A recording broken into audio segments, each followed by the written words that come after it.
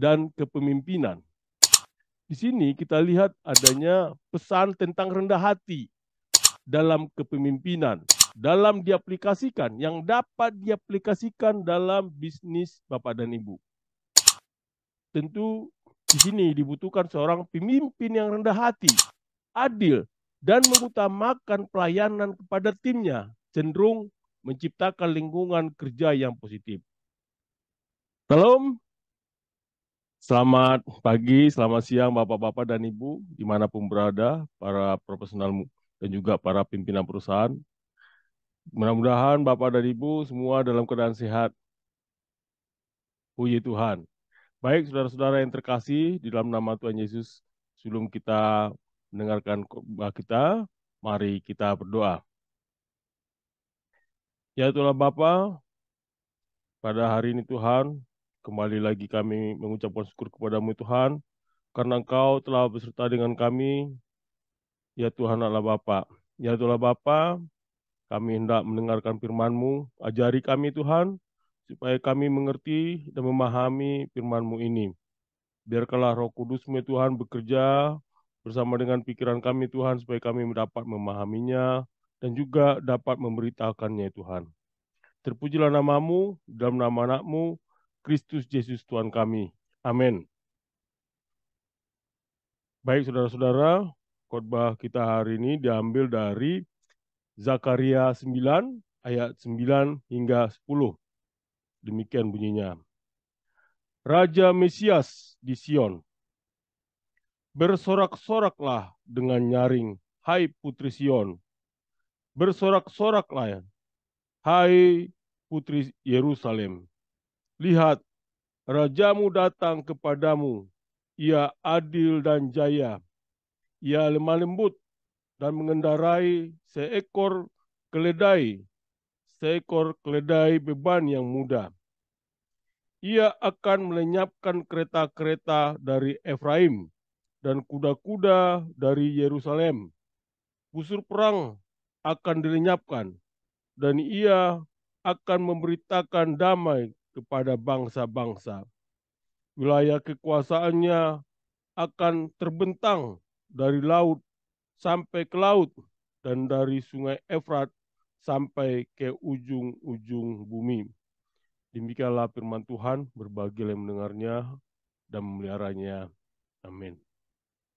Setelah membaca firman ini, Bapak-bapak sebagai profesional dan juga sebagai pimpinan perusahaan yang di dalam posisi sekarang ini menjabat sebagai baik sebagai direktur maupun sebagai profesional, manajer profesional, dan mungkin di dalam hal ini Bapak-bapak dan Ibu uh, akan selalu merasa menjalankannya, merasa punya kemampuan sendiri, merasa bahwa apakah bapak-bapak dan ibu yang bapak kerjakan selama ini adalah hasil perbuatan bapak dan ibu sendiri?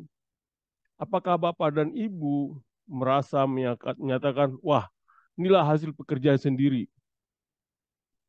Dan ini akan tentu akan menimbulkan suatu kesombongan. Bapak-bapak dan ibu juga sebagai pimpinan perusahaan, sebagai direksi, atau sebagai profesional, bapak-bapak pasti selalu diminta untuk melakukan tanggung jawab bagaimana agar perusahaan bapak dan ibu dan juga bisnis bapak dan ibu dapat berkelanjutan. Bagaimanakah bapak dan ibu menjalankannya? Baik bapak-bapak dan ibu, para profesional dan juga para pimpinan di perusahaan, seperti tertulis di dalam Amsal 11 ayat 2 menyatakan, jikalau engkau keangkuhan tiba, tiba juga cemooh. Tetapi hikmat ada pada orang yang rendah hati. Saudara-saudara yang terkasih di dalam nama Tuhan, Tuhan membenci kesombongan. Di sini diperlihatkan dari kitab Zakaria ini jelas bagaimana Zakaria, Nabi Zakaria menggambarkan kedatangan seorang raja yang membawa damai dan juga kemenangan bagi umat Allah. Bapak dan Ibu, sebagai profesional dan juga para pimpinan perusahaan, bahwa seorang raja dilihatkan di sini akan datang dengan kerendahan hati,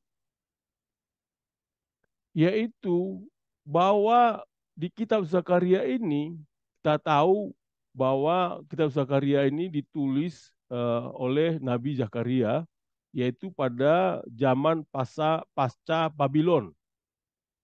Nah, pada saat itu umat Israel kembali dari pembuangan di Babel dan sedang membangun kembali Yerusalem dan Bait Allah. Bapak-bapak dan ibu dapat bayangkan bagaimana mereka punya kerinduan untuk membangun kembali Yerusalem. Di sini diperlihatkan bahwa memang benar bahwa Zakaria adalah salah satu nabi yang aktif, memberikan wahyu dan dorongan rohaniah untuk mendukung rekonstruksi kerohanian dari bangsa Israel pada saat itu. Dari penulisan Nabi Zakaria di ayat 9 ini, menggambarkan kedatangan seorang raja yang datang dengan sifat yang berbeda dari kebanyakan raja pada umumnya. Di sini diperlihatkan bahwa seorang raja datang dengan rendah hati, mengendarai seekor keledai, bukan kuda perang yang umumnya digunakan untuk menandakan adanya kekuasaan dan kemenangan. Ini juga menciptakan gambaran bahwa Mesias yang dijanjikan akan datang bukan untuk menaklukkan dengan kekerasan, melainkan untuk membawa damai dan keadilan.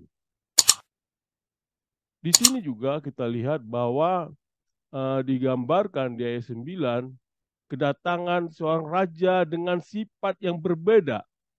Dia datang dengan mengendarai seekor keledai. Di sini juga memperlihatkan adanya bahwa Mesias itu tadi bukan untuk melakukan kekerasan, melainkan membawa damai dan keadilan. Di sini kita lihat bahwa eh, adanya pemenuhan dalam perjanjian baru. Kita bisa lihat di Injil Matius, yaitu di Matius 21 ayat 1 sampai 11, yaitu mencatat peristiwa kedatangan Yesus ke Yerusalem sebelum penyaliban, mencerminkan nubuatan ini, yaitu Yesus memasuki Yerusalem mengendarai seekor keledai dan orang-orang bersorak-sorai memanggilnya sebagai Raja Daud, sebagai anak Daud. Dan ini sebagai tanda pemenuhan nubuat dari Nabi Zakaria 9 ayat 9 ini. Di sini kita tahu bahwa di ayat 10 ini itu adanya pesan damai dan pemulihan. Yesus akan menghapus alat-alat perang dan membawa perdamaian kepada bangsa-bangsa. Gambaran ini mencerminkan bahwa adanya harapan akan masa depan yang damai dan adil di bawah pemerintahan Mesias. Lalu bapak-bapak dan ibu sebagai profesional dan juga sebagai pimpinan perusahaan, di dalam mencermati dari Zakaria 9 ayat 9 hingga 10 ini, di sini kita tahu bahwa bagaimana menjadi seorang pemimpin yang sukses, yaitu adalah sebagai pemimpin yang rendah hati dan memiliki strategi ekspansi yang berkelanjutan. Di sini ada dua hal yang akan kita diskusikan. Pertama adalah rendah hati. Kedua, strategi ekspansi yang berkelanjutan. Saudara-saudara yang terkasih di dalam nama Tuhan Yesus, yang pertama adalah rendah hati. Sesuai dengan Zakaria 9 ayat 9 yang menyatakan, bersorak-soraklah dengan nyaring, hai putri Sion. Bersorak-soraklah, hai putri Yerusalem. Lihat, rajamu datang kepadamu, ia adil dan jaya, ia lemah lembut dan mengendarai seekor keledai beban yang mudah. Kita bisa lihat di ayat ini, yaitu dengan panggilan untuk bersukacita, bersorak-sorai, khususnya kepada penduduk Yerusalem dan umat Israel. Hal ini juga merujuk adanya pada kedatangan suatu peristiwa penting atau pemimpin yang membawa berita baik. Di ayat 9 ini juga ada pesan, yaitu tentang kedatangan seorang raja yang akan memerintah Zion atau Yerusalem. Raja tersebut disebut sebagai raja yang adil dan berjaya, yang menunjukkan kepemimpinan yang benar dan kemenangan yang akan dibawa. Ini juga menggambarkan adanya suatu gambaran yang kontras dengan citra raja pada umumnya. Kalau kita tahu tentu datang seorang raja atau seorang pemimpin, kalau bapak-bapak lihat pemimpin negara datang akan dengan segala kemewahannya, dengan segala kemegahannya, dengan segala kekuatan militernya. Tapi di sini seorang raja datang tidak dengan kemegahan atau kekuatan militer, tetapi dengan sifat yang rendah hati. Seorang raja hanya berkendara pada seekor keledai. Tentu ini dia simbolkan sebagai adanya simbol perdamaian dan kesederhanaan, bukan kekuasaan dan kemewahan. Ayat 9 ini juga meramalkan kedatangan seorang raja ke Yerusalem. Raja digambarkan sebagai adil dan penuh kemenangan, namun bersifat rendah hati. Keunikannya terletak pada ketika dia raja menunggang keledai tadi, yang merupakan lambang kerendahan hati dan kenabian.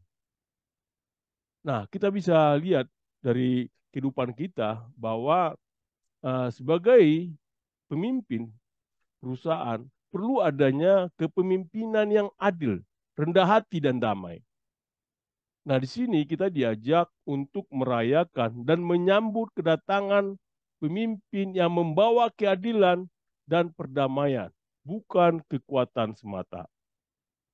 Bapak-bapak dan Ibu yang terkasih dalam nama Tuhan Yesus, dalam kerendahan hati tadi, hal-hal yang Bapak dapat perlu adalah rendah hati dan kepemimpinan. Di sini kita lihat adanya pesan tentang rendah hati dalam kepemimpinan, dalam diaplikasikan, yang dapat diaplikasikan dalam bisnis Bapak dan Ibu.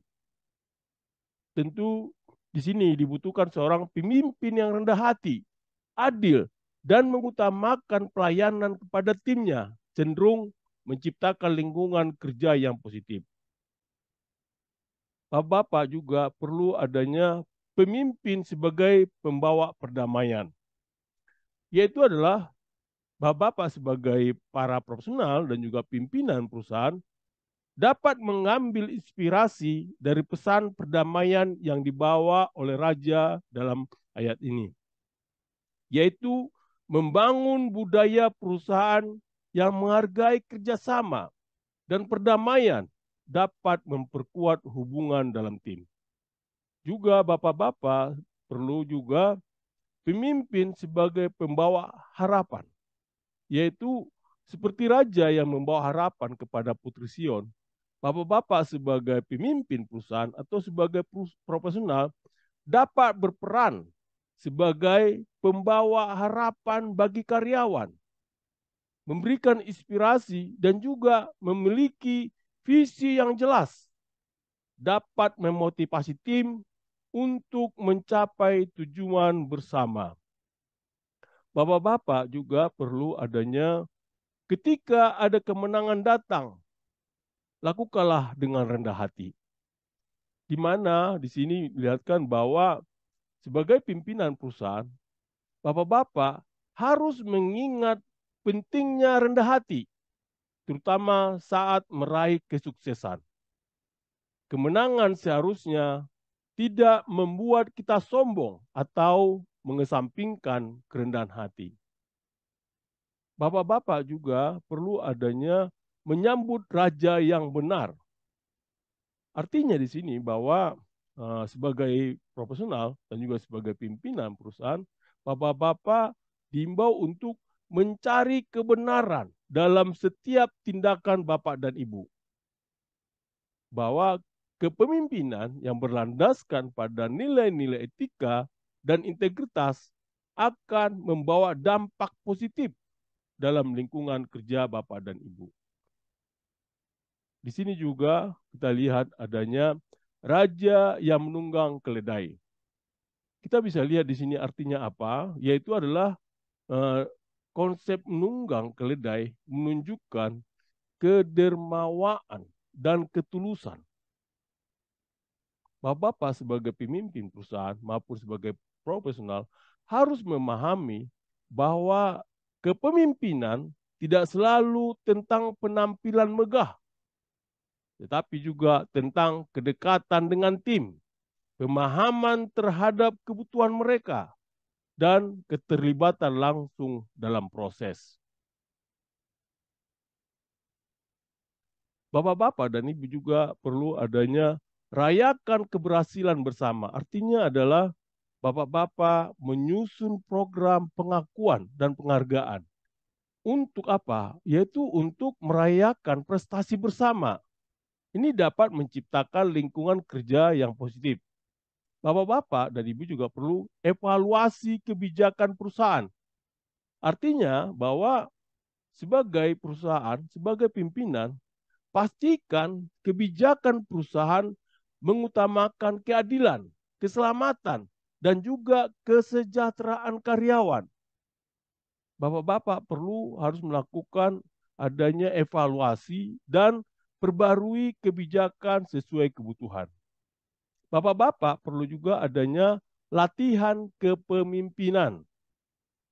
Bapak-bapak sebagai para pemimpin perlu juga latihan, yaitu adanya melakukan pelatihan kepemimpinan yang menekankan pentingnya sifat rendah hati dan kolaboratif dalam mencapai tujuan bersama. Bapak-bapak dan juga para profesional perlu adanya bersukacita dan bergembira. Kita tahu bahwa saat sekarang adalah minggu kedua Advent. Tentu sebagai para profesional juga pimpinan perusahaan dapat memulai minggu ini dengan kegembiraan dan sukacita. Mungkin dengan menyelenggarakan kegiatan atau acara yang meriah untuk membangkitkan semangat Natal di tempat kerja Bapak dan Ibu. Bapak dan Ibu juga perlu menyambut kedatangan Raja, yaitu dalam tema Advent ini menekankan adanya persiapan untuk kedatangan Kristus. Bapak-bapak sebagai pimpinan perusahaan maupun sebagai profesional mendorong karyawan untuk merenungkan dan merayakan arti Natal sebagai momen kedatangan Raja yang membawa keadilan dan juga kemenangan. Di Efesus 4 ayat 2 berkata demikian, yaitu hendaklah kamu selalu rendah hati, lemah lembut, dan sabar. Tunjukkanlah kasihmu dalam hal saling membantu. Bapak-bapak dan juga para profesional yang terkasih di dalam nama Tuhan Yesus dimanapun berada hari ini. Yang kedua adalah strategi ekspansi yang berkelanjutan.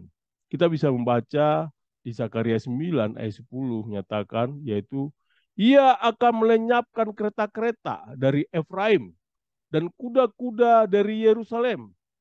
Busur perang akan dilenyapkan dan ia akan memberitakan damai kepada bangsa-bangsa. Wilayah kekuasaannya akan terbentang dari laut sampai ke laut dan dari sungai Efrat sampai ke ujung-ujung bumi.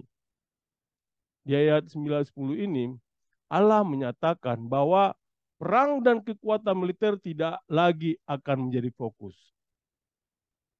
Kuda perang dan busur perang akan dihapus, yaitu adanya menandakan era perdamaian. Raja yang disebutkan sebelumnya akan menyampaikan pesan perdamaian bukan hanya kepada Israel, tetapi juga kepada seluruh bangsa. Kedatangan raja ini tidak terbatas pada wilayah geografis tertentu. Pemerintahannya akan meluas dan merangkul seluruh dunia, menandakan dominasi dan pengaruh yang luas.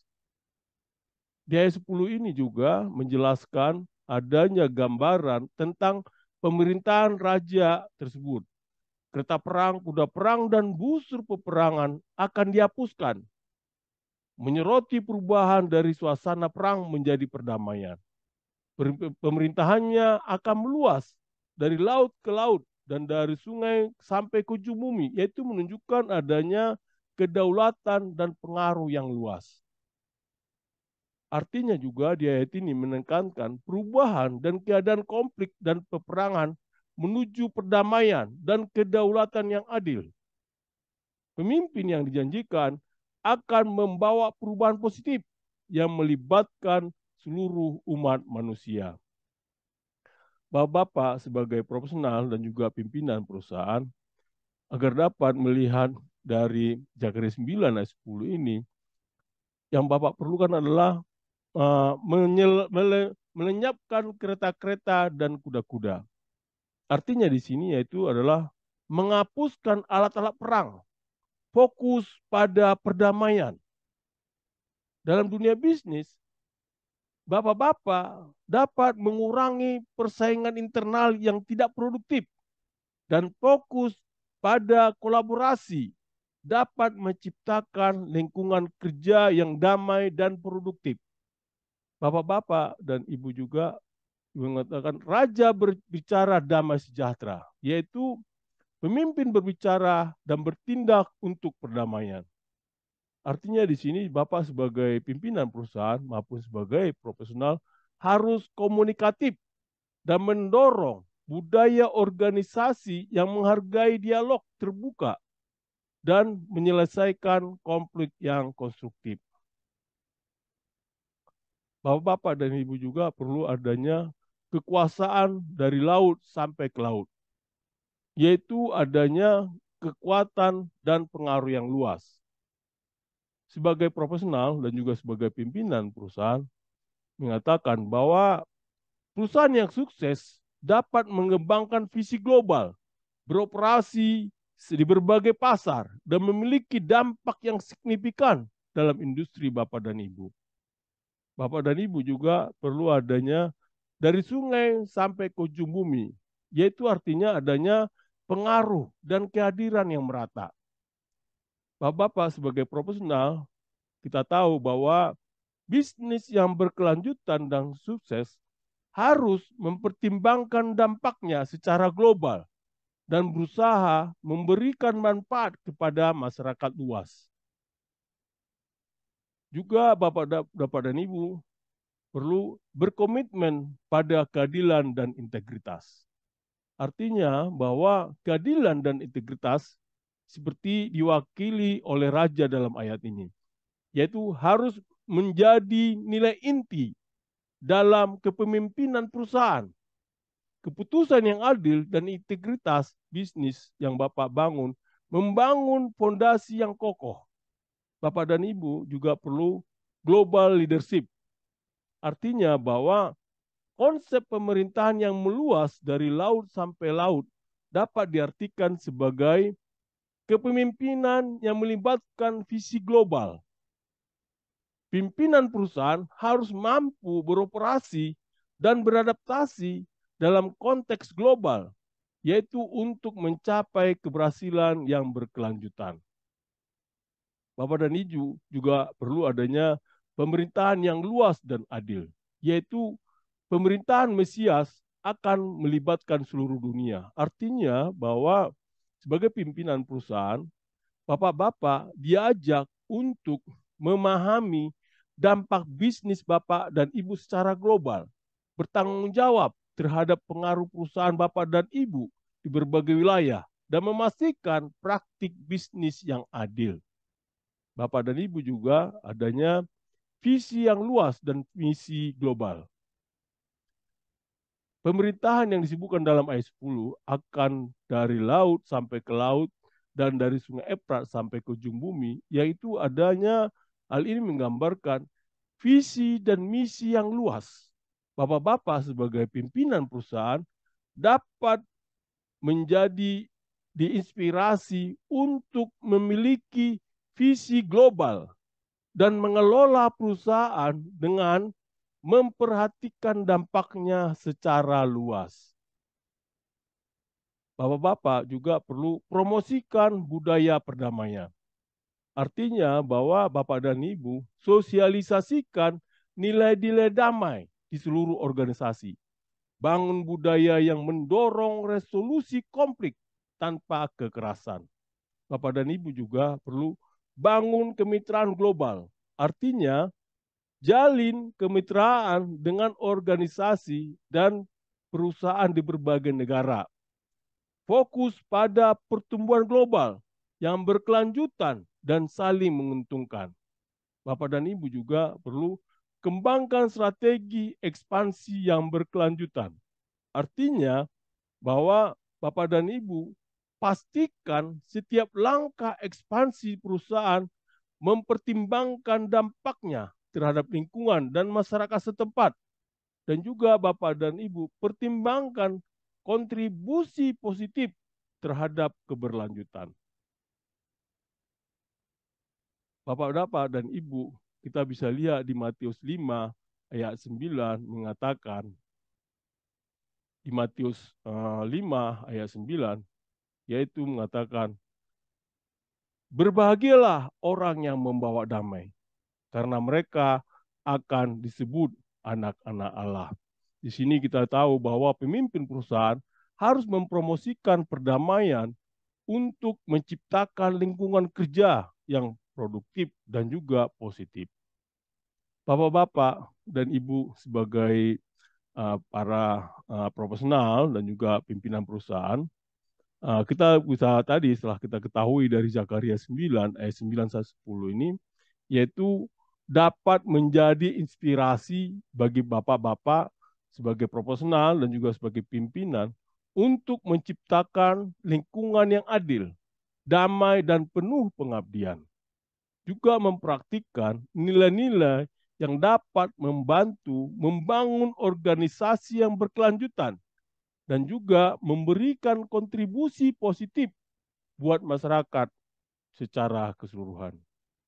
Tentu sekarang kita sedang merayakan Advent, di mana minggu Advent kedua ini dapat diartikan sebagai panggilan untuk bersiap-siap secara spiritual dan bersama-sama merayakan kedatangan Kristus. Sebagai profesional dan juga pimpinan perusahaan dapat merenungkan penerapan nilai-nilai keadilan, kerendahan hati, pelayanan dalam konteks bisnis modern Bapak dan Ibu, memastikan bahwa perusahaan bukan hanya tempat kerja, tetapi juga lingkungan yang memupuk nilai-nilai manusiawi dan rohani. Stay profesional. Amin. Mari kita berdoa. Puji syukur Tuhan, kembali kami ucapkan kepadamu Tuhan, karena Engkau telah bersama dengan kami dan telah mendengarkan firman-Mu Tuhan. Ajari kami Tuhan sebagai pemimpin yang rendah hati ya Tuhan, sesuai dengan firman-Mu ini ya Tuhan. Dan juga ajari kami Tuhan sebagai pemimpin untuk bisa melakukan strategi ekspansi yang berkelanjutan ya Tuhan, buat perusahaan kami ya Tuhan. Ya Tuhanlah Bapa, terpujilah namamu dalam nama anakmu, Kristus Yesus Tuhan kami. Amin.